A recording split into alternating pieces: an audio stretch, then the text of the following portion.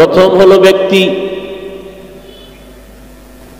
ব্যক্তি আবার চার দলে ভাগ করা। ومن يطع الله والرسول فأولئك مع الذين أنعم الله عليهم من النبيين والصديقين والشهداء والصالحين وحسن أولئك رفيقا। চার দল ব্যক্তি, আবার চার দল, নবীগণ, সিদ্দিকগণ, শহীদগণ, সালেহগণ। কিয়ামত পর্যন্ত যে দলটা এখন আছে তারা সলিহিন, তারা সাদিকিন, তারা উলুল আমর, তারা আহলে জিকির, তারা উলামায়ে আহলে হক। সলিহিন মানে নেককার, সাদিকিন মানে সত্যবাদী।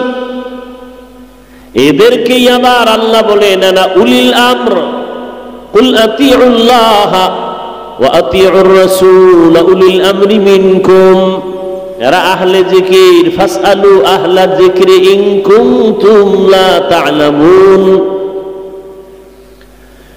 এরা আবার আল্লাহর আদালতে এদের নাম আছে ওলি, এদের নাম আবার আউলিয়া। আলা ইন্না আউলিয়া আল্লাহ লা খাউফুন আলাইহিম ওয়া লা হুম ইয়াহজানুন। বুখারী শরীফে আছে মান আদালি ওয়ালিয়ান ফাকাদ আযানতুহু বিল হারব।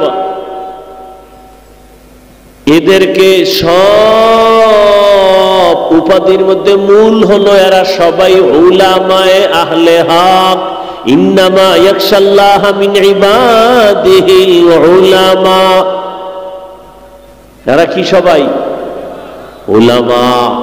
উলামা বহু বচন, এক বচন আলেম। আলেম কে হবে? যে কোরআন হাদিসের ইলম অর্জন করবে।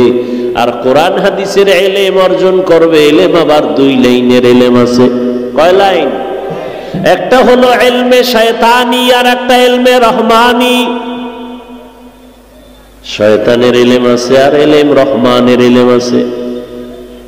রহমানের ইলম যে অর্জন করবে তার ইলম তাকে বিনয়ী বানায় দিবে, তার ইলম তাকে অহংকার মুক্ত বানাবে।